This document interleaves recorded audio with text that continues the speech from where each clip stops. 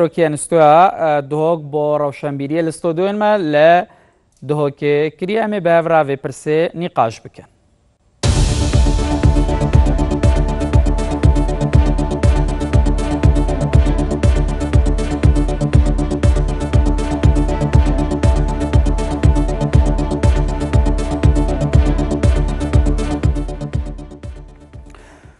بله کاک عبدالعزیز افدمت باش او جوینن وکو یادیار هر پنج آلیین سرکی اوا ایروده هشتم جوینه انجام بدن یعنی دچیه هر جایی کی بحثا یعنی بحث سیاسته اوه پرسه چه کاریگریه که نگاتیو و پوزیتیو لسر جواکی بویا بله پیشی گرای سپاس بو اوه دیداره جبیر نکین قدر آما کرده او که امید سر پارچه آخه که جین کتینت ناف چارچوه روشحالاتا ناوراز دا روشحالاتا ناوراز جی تایبتی جیل دورو بره ولات امتداد جین روزانه خوینیا آگرو آسنه بارنو خوینیا سرات بتن يعني وضع سياسي وجواكي عراق فدرال هم سعكين اگر عراق فدرال بيد هرچند ديدنا من بتنه سروچافيت هاتينا گوهارتن لهزرو بيرو بوچون برابطري خالت هف بشك نف براوالایتی دیسان برای خب دینا ایران او وضع جیانا خلکی چو گذر ایران کرد سعكين تركي بهمان شوا سعكين سوريا بهمان شوا بلی هندي کو امر روش حالاتانا وراست جين همان دم دا امر دورمان دور ترکا فارسا عربا جین که رنگ وداناوه یا سیاسی یا جواکی یا آبوری تایبتیش یا جواکی یش کنترولا جواکی سیاسی و جواکیش در باز بوی یعنی یه بویا کارت کرنکا نگاتیفا درونی سروا پیکات جواکی و اوه رنگ ودانا درونی اتنافولات مدا دیسان یا بویا پشکک سر تیگهشتن و سر هزر و هست و رفتارن و کار اکتر سیاسی اوید روزانه هفرکیت کم سر دست و اینانا بیرو بوچونت خو هبونا کمبونا و زیدبونا کمبونا و رجا زیده کمبونا گلگ باشتره رفضا کمبونا گلگ باشتره رفضا اکودو گلگ باشتره لوا بیرو بوچونت برتسک چون که هر مروفه که تنه بیرو بوچونت خو پی قبول بند دومایی که بیتا اقصیر بیرو باورت خود دنیا همید کنید درزی که دا بینید بسیار او دنیا او اواد کنا درزی که دا یان دنیا گلک مازنه شبرند دیف او واقعه هی ویت مروف برای خوب کته نک چاف که کامیرا خدا برای خوب کته و شبرند اگر ام زفرینه و کمبونا ای که اواد نف برای هر پنج لاده هاتیه کرن ساعت 6 مغرب حتی 7 اسپیده 13 ساعت و کشای یعنی 5 میلیون مروف دیف آمارات بهشن هریما کردستانه تی اگر راه پرسینک یا راه وارگرتنک بهتا کرنش و 5 میلیون مروفا چندش و مروفا و 13 ساعتا چاورای نتیجات کرن و تا خلق یبویا پشککش بریارا سیاسی یبویا پشککش هزرا سیاسی یبویا پشککش هستن سیاسی یبویا پشککش رفتار سیاسی شبرنده لعنت سیاسی دوید و برچاف ور بگیرن چی دیتر خلق و تنگجه داد و بگیره و کشه داد و حالت سایکولوژی نفسی دا در جان در باز نکتو بریارت ساخلم مصلحتا گشتیا خلکی کردستان بتدان نبیجن والله از دویر دا خسارت بو میهل ویر فایده بو نخیر ویت ام وصا بریا همیلک وصا بریا بدن کدومایی که خلکی کردستان فایده بیدن باشه کاک عبدالعزیز تا بحث و که کرد یعنی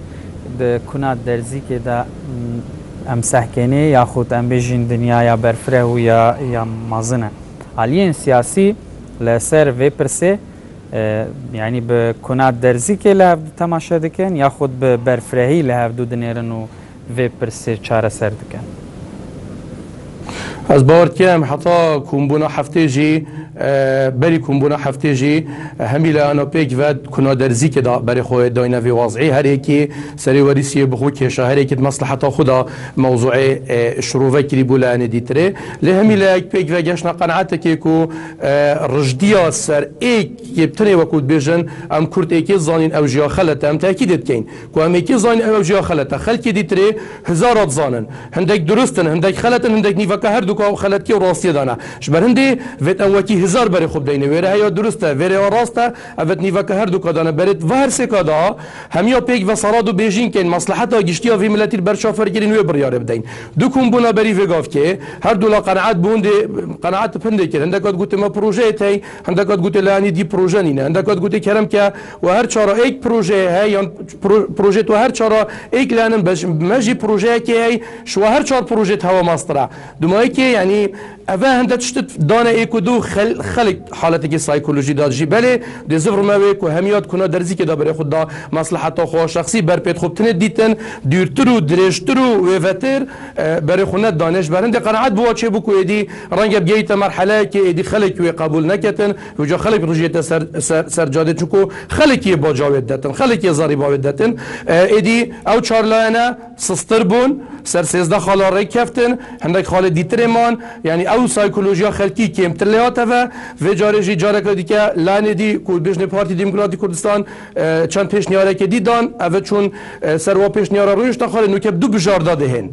از بارناکم کمبونا افروکجی یعنی بریاره که در کویتن چون که هشتا او کنا درزیه پیچکا فراتر ماستر لیاتی یا بویا کنا سیجنه بس هشتا نبویا پنجره نبویا درگه که گله که مازن که همی هف قبول کرنو لیبورین و پیگوژیان تدا بید دمایی که همی بریارد برجوان دا گله کردو خلکی کردستان دا در کفن اول موضوعی که دیتنامین گله که گرنگه لی دیسانجی یعنی او لانی سایکولوژی خلکی روش پروژه کمتر لیتیتن دی او سریوریسی هدیه دی دست خصوص کنو یه برف کدو وچن از دمایی که وسط تصورتی مزی گشبینم کدومایی که دید برجوان دا خلکی کردستان دا تمام بیتو همی لایجی کست دا خسارت نوید همی تعداد سرکفتی به باشه جناب تا بحث باجدانا خلکی کر یعنی گلک جو خلکی دی بیجن جدما شورشه و پشرا سرهلدانو یعنی حتی وگاوی خلق باجد دتن یعنی وان یک دو سالان هنه که روش باش بو پشرا بودجه جینما روش بوی آوائلی هات وکی تیدیتن یعنی خلق آماده یعنی حتی کنگی باجه بده لگوریته یعنی دی آماده بیتن اگر مثلا اف روشه بوی آوائی یعنی بریوه بچن دی خلق چی کتن؟ دو نوع باجه تی حواله برست اگر از باجه بدم بو برگیری کرن الآخا پیروزا کردستان بو برگیری کردن شرف و نامیس ملت کرد و خلکی کردستان بو برافانی که بو پاراستنا سنورت هرما کردستان بو ریپریبونا گروپ تروریستی بو نمونه داعش و همه خلکی کردستان حاضر بید و باجه بدد چکو دومایی که دست کفته که گله که مازل پیدا بیته و اگر از باجه بدم برانبری و مافن روان خلکی کرد و گله کردستان گل حکومت عراق فدرال تایبتی جوی سال 2005 دستوری دا هاتینه چسپاندن دیسان و تمام پیک و حاضر بین باجه بدن دا دومایی که پشتی افرازی کناوی باجه هم بین مساحت که آزادی و مروف پیگوژیان که مروف تعداد بختور بید بله اگر باجدان بو هنده بید بو برجواندا برتسکا لعنه که سیاسی بید آنچه لعنه سیاسی بین دیتنامین خلکی و تحمل نماوید خلکی باجه نده باش كاك عبد العزيز يعني قالك جو خلكي دبيجيتن يعني افروشا خرابيانها ام باجا سياستا شاش يا يعني ازبي جداهي دبيجم يا آليين سياسي نريما كردستاني يعني ددن خلق ده هتا كنگي ويكي ج آليين سياسي ج حكومت هرمي ج ناوندا برياردان هرما كردستاني قبول بكر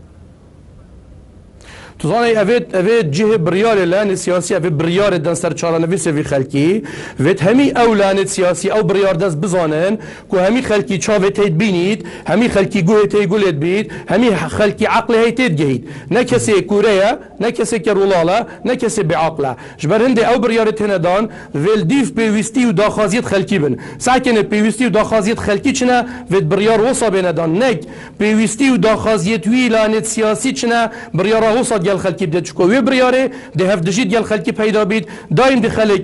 پشکه مازن جه توی حالت سایکولوژی داشید و پشکه مازن جه قبول ناکتو ده ریپری و بریاره بن که او بریار گل تیگشتنا افرو پیوستی داخزید خلکیت گنجاینینه باشه ده بحث یک مجاردی کن لاسترالیا دما دو دم جمیراندا پارتیا لیبرالان کاری هم سروک پارتی و هم سروک وزیران جی بگوره یعنی گلک جه خلکی بلکی هر نزانی اف پروسه هاتیه چه کرن یعنی هاتیه کرن لهرما کردستان نتوانی گرتی امریکا بریتانیا ایران ترکیه عێراق ینی gelek ji welatan hatîne serxet hêşta ev pênc layene negehiştîne rêketnekê. Yani evê jî evê jî kartêkirinek ser xelkî nekiriye. هر وقت که هریما کردستان خودان دولت بو خودان سیادا خو بو سنورت خو هبون تهدید السر نبو ناف خویا ولاتی دا بیما بیکاری هبو بیما تندرستی هبو را دستکرنا دا صلاتی هبو ما فی مروفی تدا یجیگیر بو و ما فی زاروک و سنیلا و آفرتی و دان عمری تدا پاراستی بن چارچوه واره کفتنت نف دولتی اوید عموم دولت دنیا سرکری و خلکی مشکلا آوه نبو مشکلا کاره به سوتمنی نبو مشکلا رکابانا نبو هریما کردستان جی پشت راز با اگل استرالیا 48 ساعت دا دست و دست کرنا دا صلات نف برا جی بریار دا بیتا کرن الاسترالیا الهریما کردستان دیگه لک زیتر تا کرن بله خلک اوی بوچی خلق ناکد چون که ما کومکا مجار دی یه جیانا روزانه گذرانیا جیانا روزانه یا مروفی و کو افلان سیاسی بریار سرویدن یا اولات دورو برد ما بریار سرویدن به هنده ام همیت بوینه پشکا گرینگش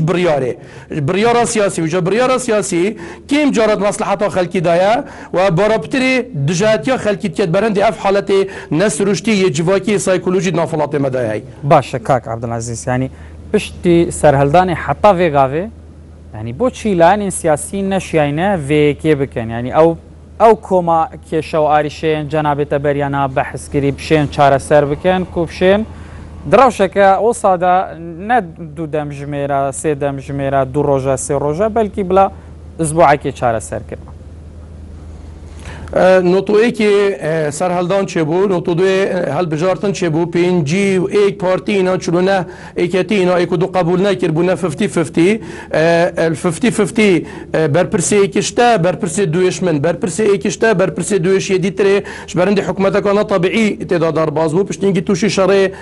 نافخوی بون پشتینگی حتی کو سال 2002 او کنگری لندن هاتیه کرن 2003 صدام نما 2004 مجلس حکم چه بود 2005 دستور چه بود 2006 الفيري والعراقي هم يبيك و 17 سال بوهاري ما كردستان هات دست نشان كرن او 17 سال 2006 حتى 2013 ماوي بين 6 سال دل هرم كردستان قبضه سياسيه مازن هات نهاوتن يت ابوري يت دبلوماسي يت خوشگذرانی خلقيت ماوي وا 5 سال دا ازتون و كيد گله كدو طاقفين بنرجي مد بينين جيانا منوتا خانيه منوتا سارا منوتا نافاليا منوتا خارنو و خارنل منوتا يعني جشنا قوناغه كديتره جبرند گله جارم بحث 20 سالات کن بس و 20 سالا جانا کن نسل رشتی تعداد در باس نبویا یاش همیه مال ورانتر میکو دوی کشتی میکو دو قبول نکریا سرا تزبیه کازر سرا کلاوه کی زرو کسی سرا قمیسه کی زرو کسی سرا بیرو باوره کی سیاسی ور مالا خوابار کلی چو سلیمانی مالا خوابار کلی چونه باشره کدی امی توشی آریش گله که مازن میبرند دیتنامن مادم جانا جواکی یا مستقر نبویا چنا بیت اموا 20 سال بحث بکین با کنگی دیگه اینوی او چند سال استقرار طولات مده ابو خوشگذرانی که گله کامازن ناف پیکات و جیان خلکی ده درست بوی. بله عبدالعزیز محسن بارزانی سروکن استویا دوگ